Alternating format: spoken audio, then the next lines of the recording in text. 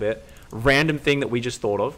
What do you think of him putting 2 Immortals in a Warp Prism and using the Warp Prism to chase the Swarmhosts around? Sure, yeah, that's good, I think. I would need to get some army with my Swarmhost, like maybe 20, 30 Zerglings. Yeah. I mean, like, yeah, it's good, but the problem is you don't have those 2 Immortals with your army, and I have a lot of Zerglings and Banelings. Yeah, but So that's it, you know? Yeah, like that was the issue with, like, you know, putting 2 Archon into the Prism, is that then you can just roll Banes and kill my Templar. Yeah, exactly. I can't really defend them. But so I was thinking that 2 Immortals are not as useful as 2 Archon in my army. Yeah. But you know, like, it's a lot of multitask from both player. Like controlling the Oracle, the Void Ray, making sure I cover everything, defending the fucking run by. Then having a Prism, like, it requires a pretty sick multitask. Yeah, because our Swarmhosts are armored, by the way. Yes. Yes, they are. They so, take 6 damage from Immortal.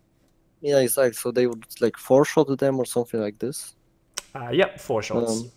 Yeah, like, if you don't look for 1 second and I just happen to fly by and you don't have like Zergling immediately nearby, yeah, I can kill like Swarmhost very fast. Actually, with +2, it's only 3 shots to kill a Swarmhost. Okay, so sure, 2 Immortals should be good. Okay. But like it won't be this easy, you know. Like I will control my Swarmhost. Yeah. Yeah. Like, just it's one of these cool little changes, right? It's not. It'd be so like, funny. We just see someone playing Solar and SSL tomorrow night. They just put 2 Immortals in like the Warp Prism, just kill 12 Swarmhosts and win the game. We're like, Drogo's a genius. It's not going to be that easy, unfortunately. Yeah, but because of that, like Swarmhosts are super cheap too. So even if you like drop in, kill 5 Swarmhosts, you know, like, it's not game over. It's not game over. Not the last game we, not the last game we played, but the one before. I think I killed like a ton of Swarmhosts with my 2 Oracle. Then I look back again, and there's like still 13 Swarmhosts. I'm like, what the fuck is this? I would remake them. I would have like always 15 to 16 Swarmhosts. I would just, you know, you killed like 4 Swarmhosts. I would just remake them because they don't cost anything pretty much. So yeah, feels good. Feels good. I mean, they do cost some, because with Zerg you need to be kind of tight with like the timings and everything. Yeah. So that's the thing, because even if they cost little, then they would delay everything else. What do you think about instead of going like Broodlord, you make an Hydralisk transition? That's what Solar does. Yeah, I saw, and I feel like if you play. So, yeah, I feel like if you play someone on your sure they're like gonna go for a timing like this and you're trading a lot, I feel like Hydralisk is better at just not dying to an Archon Storm move out. Because they're better at killing Archon. I mean, I played this style like 2 times after I saw Solar play it, and I don't know, it wasn't that amazing actually. Okay, yeah, I mean like this style is very strong too. Because I lose a lot of initiative, and then you just have this like Immortal Archon Storm army, and it just doesn't work as well. Like I prefer my games to be like the games I play versus Showtime in the Challenger, you know. So I'm always on top of him, with 2 times more army than he does. So and I don't have time to transition to Hydra. If I would like if I won't play like I did versus Showtime, which is I'm not on top of him the whole game, I wouldn't even play Swarmhost, because the games we played just now, like they weren't so clear. I think like it wasn't the good way to play Swarmhost like I did. Maybe. Not because like you had some time to like defend everything. Like if I play them correctly, I don't think you have. Yeah, like too much time. Like I'm always on top of you, banning in all your bases and stuff like this. Yeah, I kind of agree that it's a bit harder to play than Hydra Bane, I think, in that regard. But you know, like when the Zerg player on this map, they just split their army into 2 different locations, like at the 3rd and the 4th, and just move the 2 places at the same time. I'm not sure, like, I feel like the Zerg, unless the protoss just happen to absolutely split everything perfectly, I feel like the Zerg always come out ahead. It depends. Sure. But but I have really good results with like Swarmhost. So I kind of feel like that, because even if you don't kill the army, you can just like break, like ignore the army at some point, and then the banelings roll into the manual line, and you kill so many probes that it makes it worth it. Yeah, sure. Like kind of like in solar versus stats. That's one of the big things that kind of scares me. You don't even really have the same problem with Swarmhost. Well, I mean, instead of banelings, we have Locust killing your Nexus. So. Yeah. So, but like even all of these games, like I consider the early game to be. Let's be honest, the early game was it was better for me than usually what we play. Yeah. That was very good early game for you. I think so. Like because usually like, I would just. It's funny how it changed, no? Like before, if you'd killed no walkers with the Oracle and everything, the Zerg was considered to be in a good position. Like even if I kill, like I got one good stasis and I forced a lot of stuff and didn't lose any adepts, but I didn't kill that many drones, you know.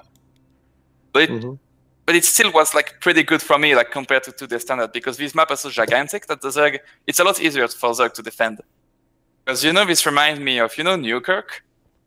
Yeah. To illustrate all the new maps are very big. Like if the Zerg was taking the triangle third base, I would just go in, and then after one shade, you were in the Zerg's face. One shade, you were in the third, pretty much. So it was like a lot of pressure, and it was really hard for the Zerg to defend that everything. But if the Zerg took the over third, I was always like, okay, this third is too far away, I'm not gonna do the pressure. And no, on every single map, the third is like 2 shade and a half away. Sometimes 3 on Sequencer, for example. It's so far away, I feel like it's so pointless to do all of these old builds that we're supposed to put in a good position. Now they don't really do anything. You either need to do something hardcore, like 12 added with speed after Oracle, or you need to go insanely greedy. But I feel like in no matter what, the Zerg can defend pretty nice. That's the difference between Protoss favorite maps and Zerg favorite maps. Yeah.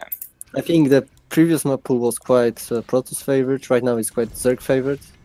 It should be, a bit more in the middle, but...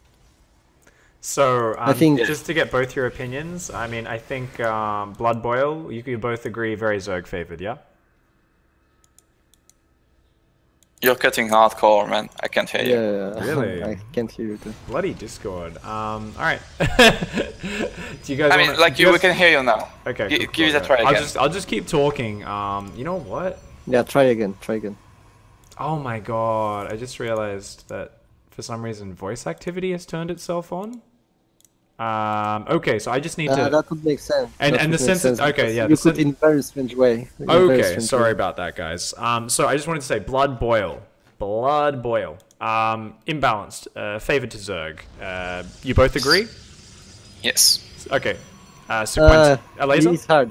I mean, it's...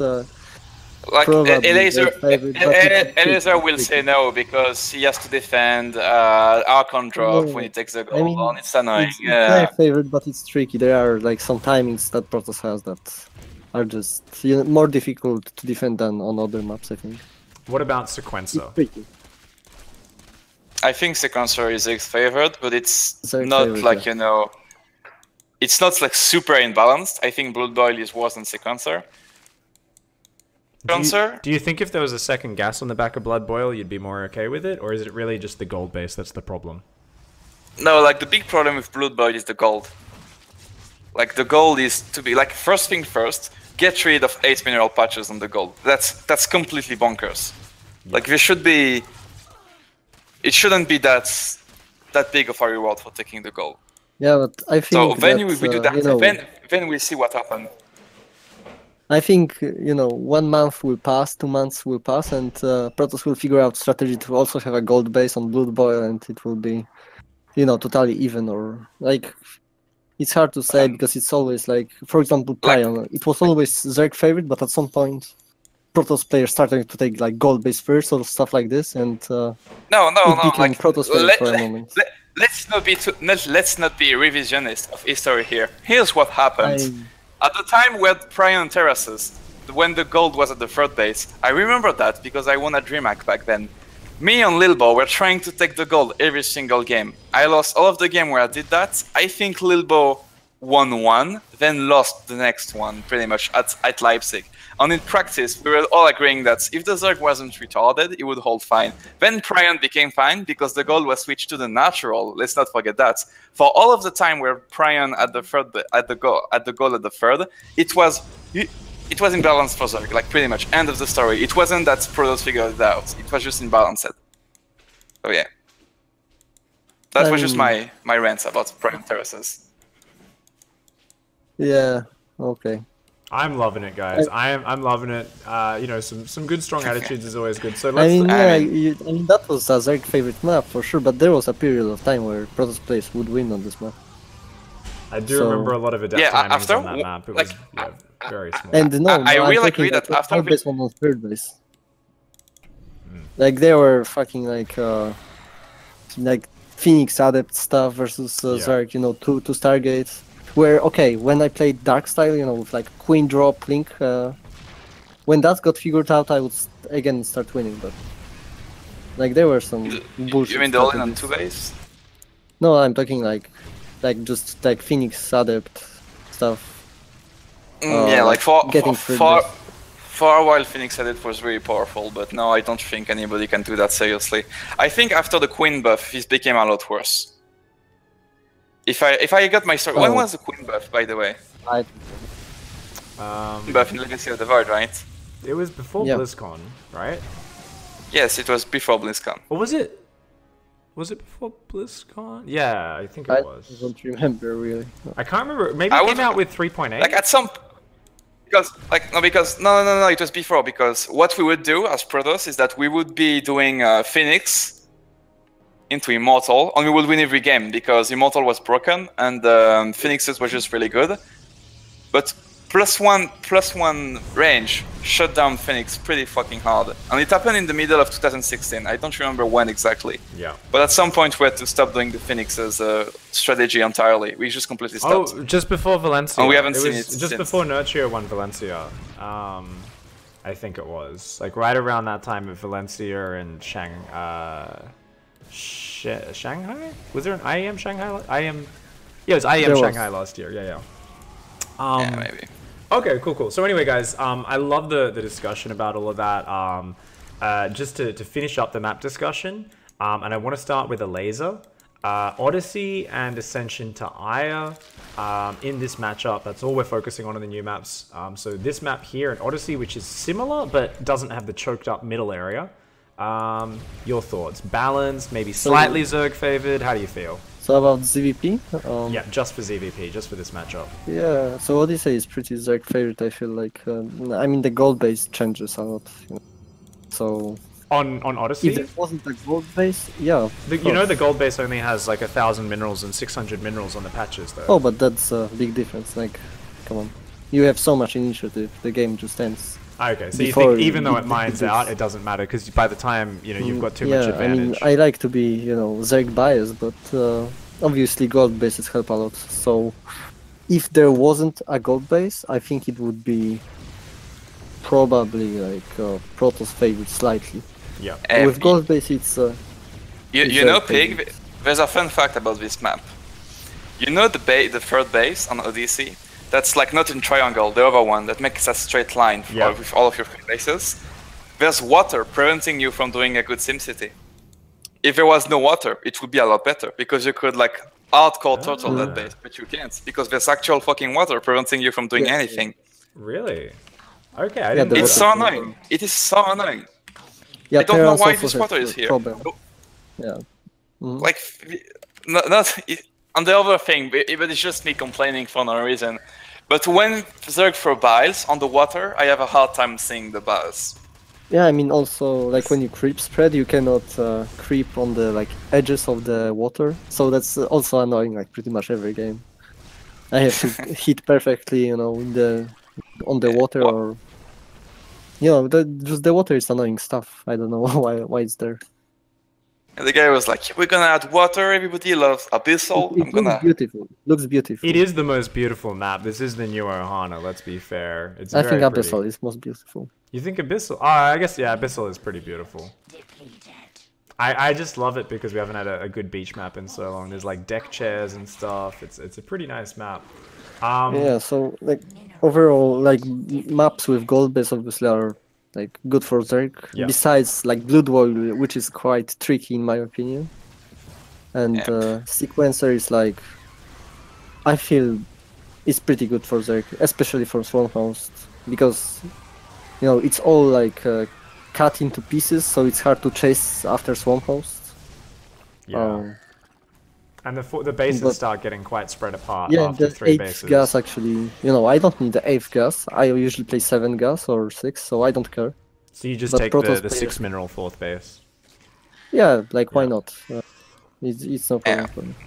Yeah, because that's the thing on ODC. Like as a Protoss, you can be take 4 base. That's you will be able to do it usually, but you have 1 less gas and you don't really like. You just have to turtle. I feel like the Zerg can just do what he wants. He can make a shit ton of Swarmhost.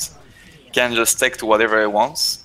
It's really hard to really do anything. The only option is gonna be to try to survive with 1 less gas, and eventually like get a big army. But like the Zerg can do whatever he wants. He has all of the initiative in the world. All-inning is very hard. Pressuring is impossible. So yeah, it's a good map for Zerg. I just would like to see 8 gas now. Yeah, I mean, the only thing I'm scared of right now is like that Zerg will start winning too much on these maps.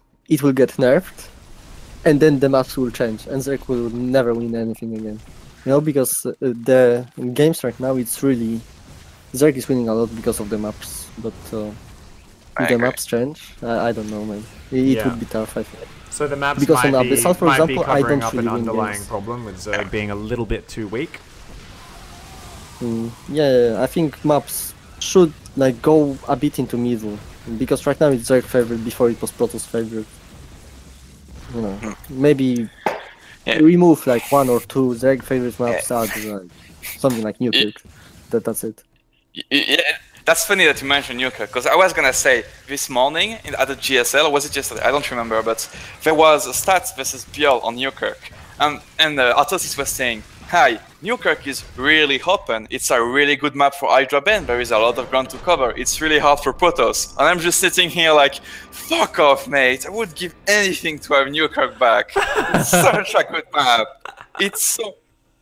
Because like the concept of having a map where you can just have your army in one position and you kind of defend like both your third and fourth, it doesn't exist anymore. No. Yeah, I mean, Newkirk is close to like Protoss favorite, but I think it's almost even. Yeah. I think you can go late game, you can go mid game. I love Usually Newkirk. you cannot kill. Yeah, Newkirk is quite a good map. All right. Such a nice map. So I really like this discussion. I think maps are a hot topic right now, so it's good to kind of chat about that. But I think we've kind of covered the main points right now, and some concerns. So I'm gonna just ask a few questions from chat for you guys. So first of all, one for Elazer from Bullier. He says, "What's your transition if the Protoss starts to transition towards Skytoss off the Swarmhost style?" Well, the Swarmhost style. So, if you play Swarmhost, as I say, the correct way of playing Swarmhost is to always be on top of Protoss, like never, always banning front buys to the third, Swarmhost to the natural, banning drop to the main, like all game long. So, they should never transition into Swarmhost. I mean to Ertos. You should pretty much kill them, or they should be super crippled, so they would never be able to transition. Yeah. But if they do, like behind Swarmhost, because they are quite cheap in terms of like gas and everything. So you play like Swarmhost-ling-banes, which doesn't cost much. Behind it, you just take into Broodlord. So when they transition into Skytos, you should have like 15 Corruptors. You should have like Broodlords before they have Skytos. So yeah, pretty much that's what you should do. And if you don't go to Swarmhost and they just you go play like Hydra-ling-bane, they go Skytos, you pretty much should start with like securing your bases, like have like maybe spine wall, spore wall, or everything, so they don't kill you with like push. And I don't know, get like 15 infestors, get neural energy on them, and yeah. The infestors are the key to beating Skytos. Okay. And you just want to neural the Skytos. Neural, the one Zerg hope against it all. Okay, another question for you, Elazer here. Got a couple Zergs watching. Says, what's the magic number of swarm hosts to be efficient? And I'm going to tack my extra addendum to that, which is, so do you go different numbers of swarm hosts in different situations, and why? I mean, I saw other Zerg players do different numbers. It's like, usually they play 6 to 10. which is always good. Like you, 6 to 10 Swarmhost is just great number, because they don't cost anything. They just like 30 supplies, just get 30, you know, get 10 Swarmhost is great. I like to get a bit more because I like to like switch them between two groups, so I don't always send 16 at all and like at once, but I send like 8, and 30 seconds later I send another 8, so like I have constant locus on the map, so you know I'm always quite safe. If I can add something to that, like I'm feeling Elazer here. I feel like making more Swarmhost is scarier, but there's different way to do it, which is really interesting. You have like the way Elazer does it, when he just like makes 15 Swarmhost, then Ling-bane, and something I've seen Solar do is that he would go for a few number of Swarmhost, but then in his production tab, he would make Ling-bane, and slowly had like 2 Swarmhost, then 2 more Swarmhost, then 2 more Swarmhost. And what does it do is that you have a lot more Ling-bane early on, so that the protoss has a much harder time taking his 4th base. That's kind of what it does. If you don't have immediately have as much Swarmhost. But honestly, like, I don't want to say any number is good, but there's a lot of strength to any number you choose. I just feel like that if you only make 6 Swarmhost, don't you think? Like, I feel like 6 Swarmhost, you just overcharge 2 pylon every time and it doesn't do anything. Yeah, I think 6 is, you know, it's little, but it's, I think, I don't know. 6 is pretty good, but it's too little because they don't cost anything. Why would you make only 6? Just make like 10 at least. Yeah, I agree. I like to make 16, but for example, I was watching Dark stream. I don't know if he was trolling, but he would make like 25. It wouldn't work as well, so I think like 16 is pretty much the maximum. Maybe 20 is maximum. You don't make more than that. And yeah, you can do anything between like 10 to 20. And yeah, I think that's the best. Cool. Another question, one for Drogo this time from NXZ. Brian Premier League NXZ Jones says, does Drogo think getting an early mothership would help defend against the Swarmhosts at all? Yeah, actually, that's a good thing to do in general. Like, even with Hydra Bane, when you get Storm, when you're starting to get a big army, and you're like, okay, I'm not gonna die to a straight push. Like, as soon as you feel safe, getting the fleet beacon and getting the overship is really good. Versus Swarmhost, obviously it helps that, you know, your shit is invisible, so they have to commit an overseer to kill stuff, and it's making things a lot harder for the Zerg. But the main thing, especially with Hydra Bane, is that they can't see where your Templar are exactly when you have a mothership. So you know these random run-bys that kill the Templar and like ignore the army? They're pretty much not possible when you have a mothership. Now, like, honestly, mothership is great. If you feel safe, just get a mothership. That's a really good call. I could have done it, to be honest, these games. Like, instead of having like 16 Harkon, I have 14 and I have a mothership. Yeah. You need time, or you need to feel safe. I just need, you know, to implement it in my play. Like, these games, I was more worried about not dying. Yeah. I was not really thinking next step, but if I'm practicing more, this is gonna be one of the things I'm thinking about. Like, when do I get my mothership? Yeah, mothership core is very important. Very good unit. It's so hard to play versus Elazer. From my perspective, it's, you know. Yeah, it makes things. Bane, at some point, I just cannot. Like, I will stop running by you because I just cannot to the Templar. But that's a good point. Another question here for Elazer. It's from Bullier again. He says, why, if you're making so many Swarmhosts, is it worth it getting ranged upgrades? It's cutting you. I don't hear. Yeah. Sorry. So one more time. So okay. From Bullier, he says, is it worth it getting ranged upgrades when you're making so many Swarmhosts? Alright, I gotta crank up the level I'm speaking at, I think, to make sure it comes through clear. So here we go, one more time. Question from Bullier. He says, let me try, sorry. Okay, question from Bullier. If you're making so many Swarmhosts, is it worth making ranged upgrades? I don't know. I think if you play Ling-bane Swarmhost, you want to get +2 melee as fast as possible to so baning's one-shot probes, which is, you know, the key upgrade. And range upgrades can go straight after, but I don't think that they would help for sure, but I think +2 melee is the most important, at least with this style. For example, if I play Link Hydra Bane, sometimes I think that Hydra upgrades are better, but it's just personal thing, because all of the Zergs are saying +2 melee is the best. That's cool. That's pretty much my exact same thinking as well, where someone's like, it's not like it's bad, it's just hard to justify it when +2 melee banelings are what eliminates probes. Yeah, for example, when I play like top protosses like, you know, Drogo, Nib, Showtime, I feel like I cannot get damage done with baning. So into mineral line, it changed a bit like lately because I can get damage with banings, but there was a point where I couldn't, so I just started playing Hydra upgrades. Because if I couldn't hit the probes, then why get the melee upgrades? Yeah, with Hydra Baneling, I much prefer range upgrades as well. We see Nurture often go double Evo chamber, so Nurture loves going both. You have a better example ready at your hand. Serral plays +1 attack melee, +1 attack Micelle a lot. Yeah. So that's what I got inspired from too. Like, on Hydras the upgrades scale super hard. I feel the difference is huge between like +0 and +2 is just a different unit. You know, so if you go Hydra Ling-bane, you can go like range upgrades. It's pretty good, I think. All right. So this has been a sick discussion. I want to finish it up because you guys have lent me so much of your time. I want to say a big thanks to you. A final question here from Fighting Frog. I guess I can squeeze that one in.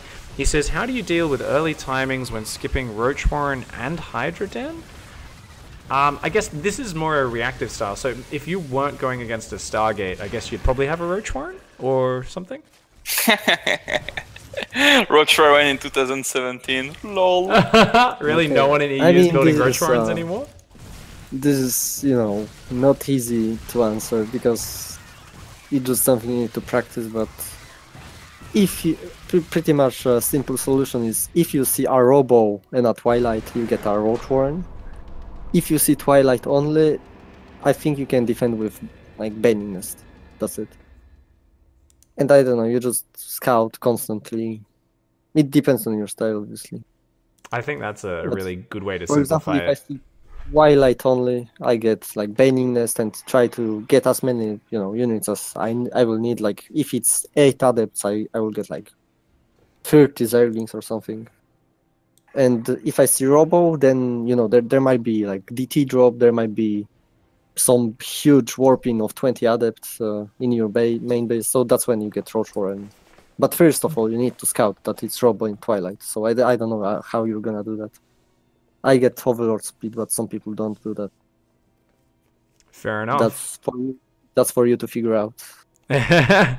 Yep. Every Zerg has to be the control of their own destiny. So thank you so much for playing, guys, and especially for letting us see this bloody crazy chaos that the Swarm hosts always get going, where there's fights going on in 6 different places at once for the entire game, which is a lot of fun to watch, and I'm sure kind of stressful for you guys to control. But it was pretty awesome. So thanks for coming on, guys. I do want to say a big thank you, and good luck in the upcoming ladder challenger. I only just found out you guys have the Valencia challenger already starting this weekend. Yeah, isn't it starting today? Tonight? I think, yeah, and like, or I think maybe tomorrow. I think it might start tonight. Yeah, it starts tonight, 21. All right, well, yeah, good. So in 6 hours. Good luck on that, guys. Hope to see you. Hope to see you guys at a couple of these events in the next few months. Thank you very much for coming on. Any shout outs before I let you go? Okay, thanks for having me. Well, thank you very much for coming on, guys. Really appreciate it. I'll see you guys next time. Goodbye. See you. Awesome. All right. Thank you very much, guys, for hanging out. Of course, there's always a bit of latency between here and EU, so I apologize. There's moments where I have to just wait for like 2 seconds to see if anyone's saying anything. So there's a little bit more silence and gaps, and it's a little bit of a more low-key show, but oh my god, they give such great analysis, and it's good to hear their thoughts about how the style works, and especially there, that's a very mechanical style, really kind of cool back and forth, action-packed games. I love the discussion with Drogo about building placement and SimCity and potentially taking that fourth down there. I'm going to keep pushing that on him because the last time I spoke to Drogo a hell of a lot theory crafting something, it was about the upgrades and the shield upgrades, and then I got to see him and Stats and a whole bunch of other Protoss players start to make shield upgrades every game in the following month, and I was like, I need to talk to Drogo more. This is awesome. I get to feel really proud because it's always cool to actually, you know, figure something out which pro players haven't necessarily thought about, which might make a big difference. And I really hope in a week or two I get a whole bunch of Protoss replays of players taking that other fourth as opposed to that fourth, kind of see the difference between the two and how it plays out, as well as looking at all the other games.